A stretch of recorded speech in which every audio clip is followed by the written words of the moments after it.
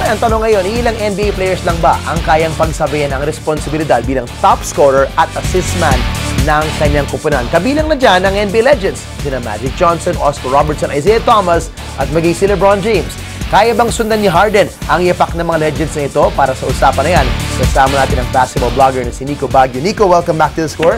It's always great to be here. Thanks for joining us tonight. All right. Okay, very interesting move na ginawa ng Houston Rockets with the new coach, Coach Mike D'Antoni, na alam natin is probably 99% offensive-minded.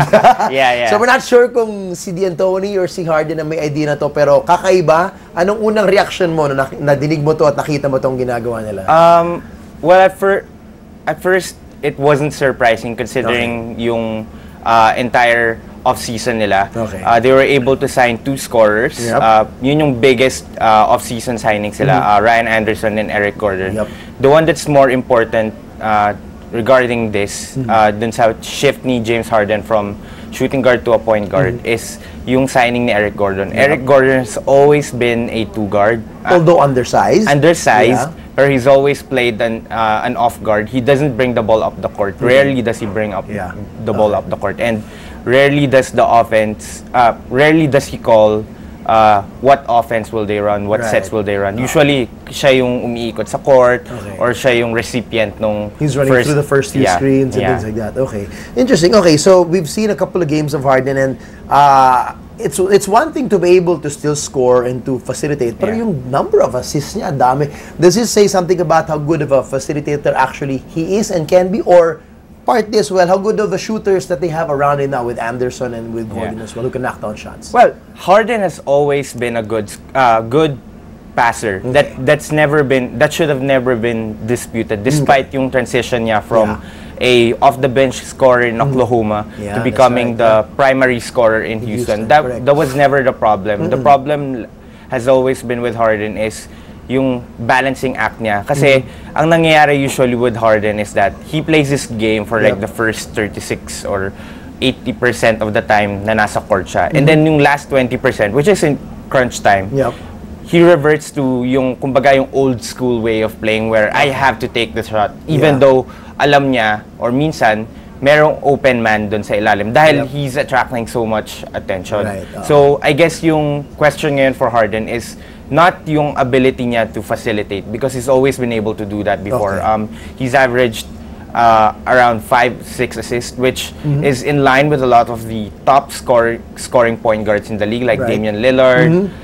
Pero yung question nga is, can he be himself as a be a facilitator even in crunch time? You know, will that take away from his mode of who he is and the character that he's been for Houston, which is partly why they got those free agents. I'm sure they came there with the big attraction of, hey, I want to play with this guy. Diba? Si Anderson and si Gordon. He's going to open up a lot of shots for me, and he's going to make me a lot of easy shots. Yun yung, kumbaga, I guess, biggest factor for yung dalawang sign nila. Outside of the fact nga na si Mike D'Antoni is famous for being one of those guys who makes careers out of people na shooter, parang nalilabel lang na shooter. Right.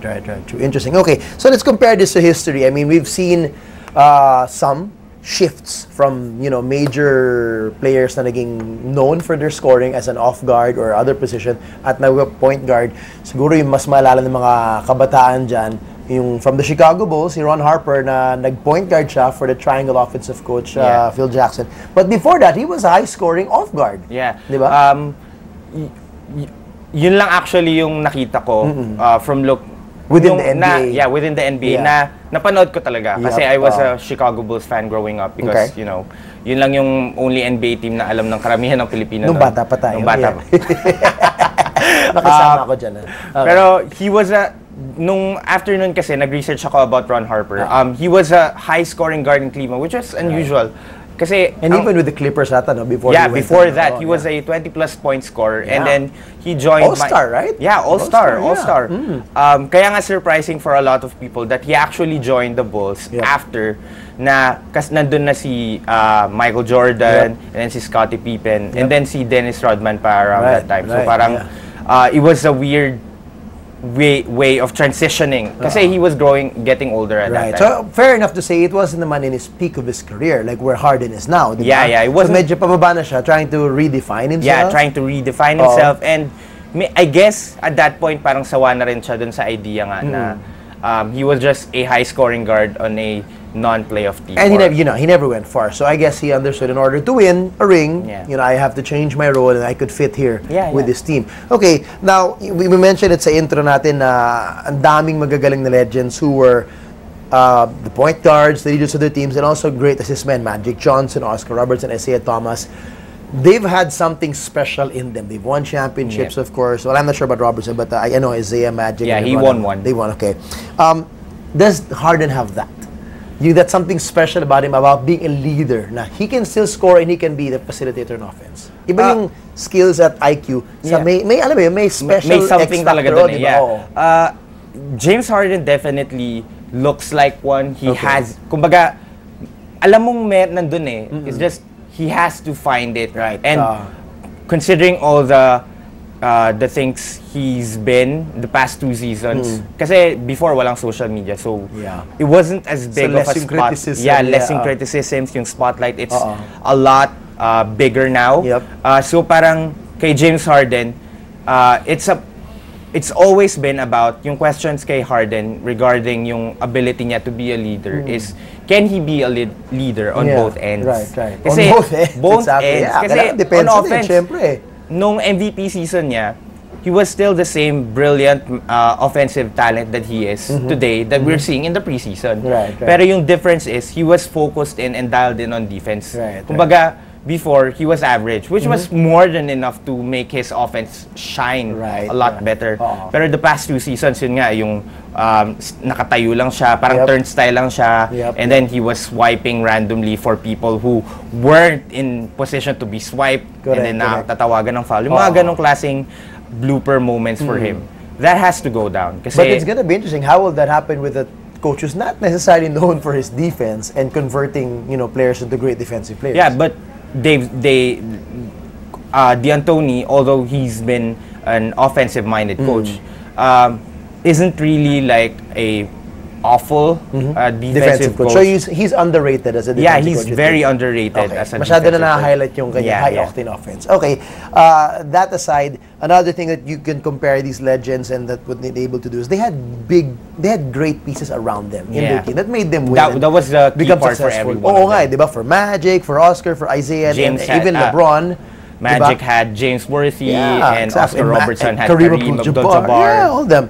So, yun na nga. And then Isaiah had the bad boys of the Detroit Pistons. And of course, LeBron had Miami eventually and now in Cleveland. But, so is that the key for Harden? I mean, in the last couple of seasons, he had a guy named Dwight Howard that has been a head scratcher and a headache. So, now is this this is the right fit, you think, for him to finally break out and be one and get into the path of, where these guys went? I think yung team na ginawa ni Daryl Morey, as much as he's been criticized for yung recent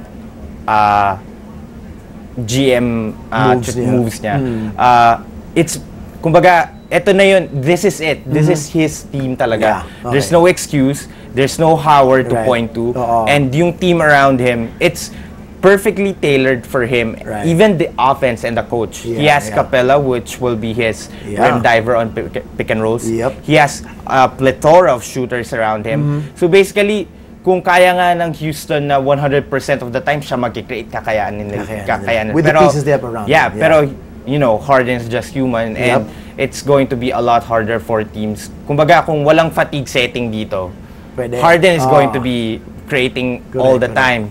Pero, of course, there's going to be times where James Harden is out and Pero, for the most part, yung team na to, this is the way you should build a team around Harden. So the best way, kumbaga the GM did the right thing. This is the star you have. This is the best way to build him. So all the more it's gonna make Houston a very interesting team to watch. So we're counting down the days. Konting tulog na lang. Konting kempo na lang. NBA na. We'll be seeing more of Nico for sure. Salamat, Nico Baguio. We'll see you again next time. For more sports updates, keep watching The Score. And don't forget to subscribe.